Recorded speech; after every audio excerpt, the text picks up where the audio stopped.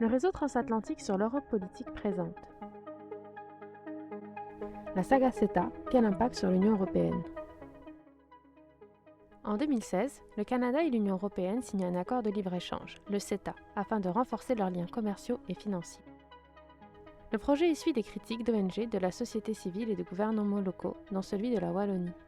Manon Damestoa, doctorante en sciences politiques, nous explique.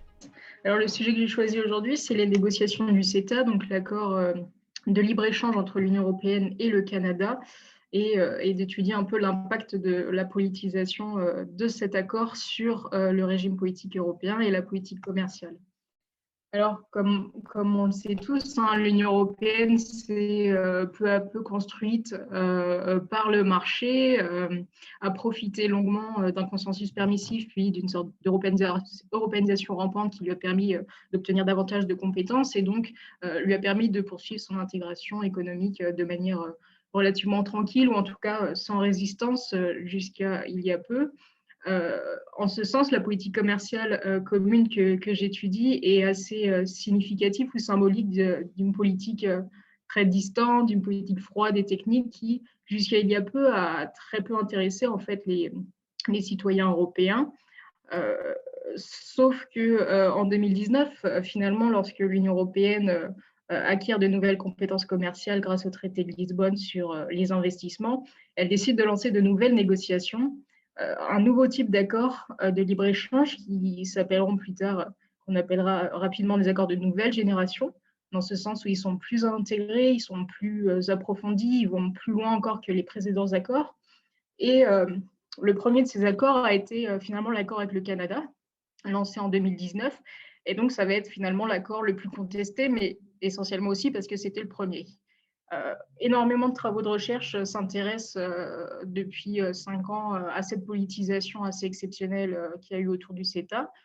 Ils s'intéressent essentiellement aux causes de la politisation et à ces variations aussi dans le temps et à ces variations selon l'espace aussi, donc selon les États. Et donc, j'ai décidé de m'intéresser, moi, plutôt à l'impact de cette politisation sur la politique commerciale en elle-même, sur le fond de la politique et sur la manière dont elle est négociée, mais aussi donc plus globalement sur le régime politique européen.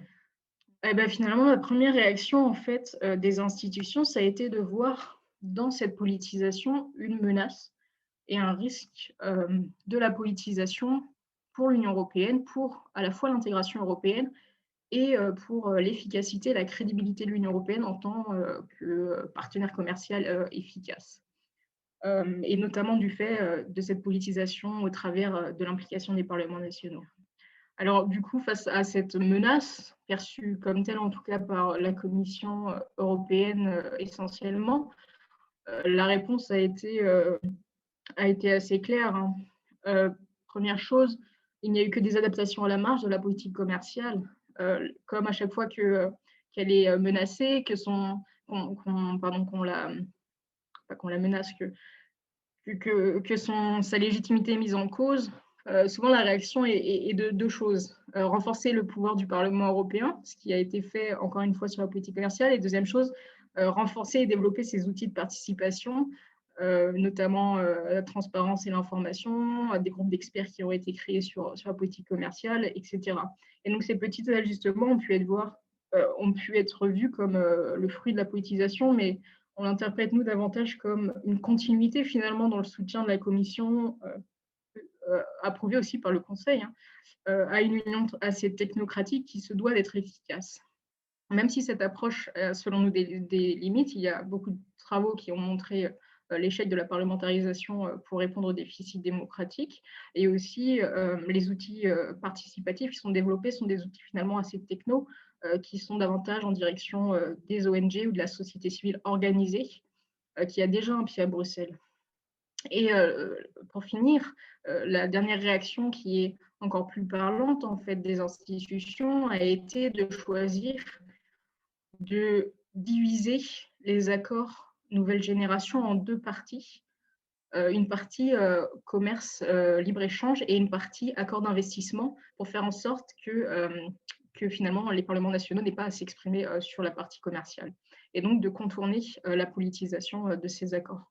Et donc la réponse globale de la Commission et des institutions a été finalement un soutien à une union, c'est-à-dire fédérale technocratique. C'est un fédéralisme qui ne soutient pas la politisation par peur de la désintégration.